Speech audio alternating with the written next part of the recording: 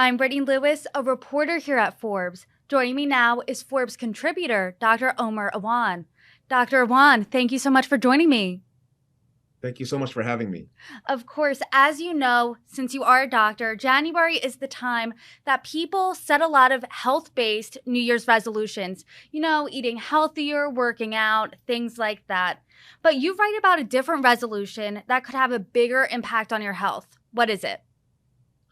Well, I think since the pandemic, many people are not going to visit their primary care physicians. And in fact, research has shown that primary care visits are down 10% in Americans compared to pre-pandemic levels. So that really means that 1 in 10 Americans who used to visit their primary care physicians are no longer visiting them. So I think just going and visiting your doctor can literally have a great and a profound impact on your health and well-being. First, that number is alarming that 1 out of 10 isn't visiting post pandemic. So, why is there such a disconnect here since 2019 to now? Well, I think a lot of people were kind of fighting for their lives during the COVID-19 pandemic. I mean, people were more concerned about staying healthy, not contracting COVID, making sure that they were out of the ICU, and they exerted all of their energy and resources to sort of stay outside the hospital. And many people forgot that, well, we need to take care of the other parts of our health. We need to take care of, getting vaccinated for other things, you know, making sure that our medications are okay and our dosages are okay, getting screened for cancers and things like that. So I think part of it was just the urgency of COVID-19 and not being able to respond to some of the other metrics of our health. And just for a background, talking to you reminds me I do need to make that general checkup appointment. But how often should you be visiting your primary care doctor?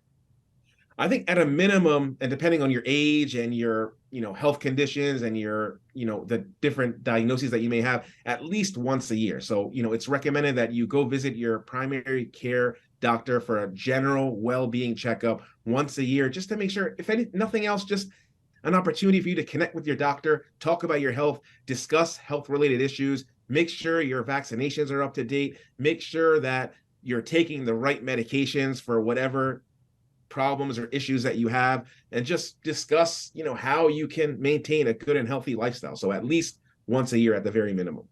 I'm a big New Year's resolution person. That's actually how your article really caught my eye. But people think that, putting off that general checkup is no big deal. But you sounded the alarm, so much so saying that this should be your New Year's resolution. And you write that the success of early cancer screening is at risk. Why?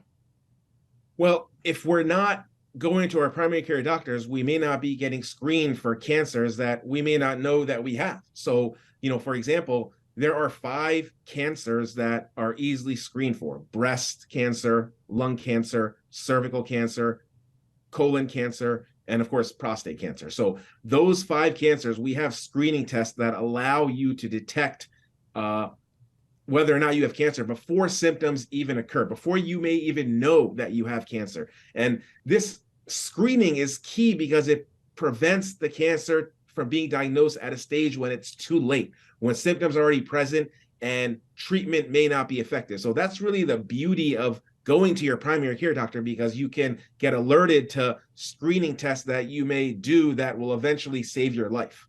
A phrase that's scary to hear from any doctor is too late, something you said now and something you also wrote for Forbes.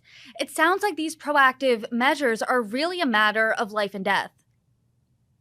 Well, absolutely they are. Well, lung cancer is the leading cause of cancer death in the United States and in the world.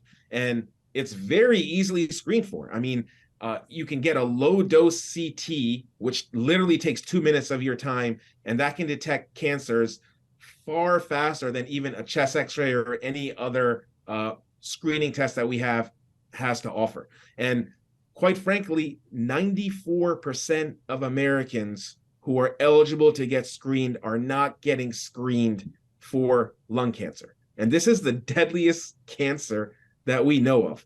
So, and it's a very easy test. It's a CT. It takes 2 minutes of your time, and it can do wonders. It can prolong your life in ways that you may not know. So, getting these tests really is a matter of life or death.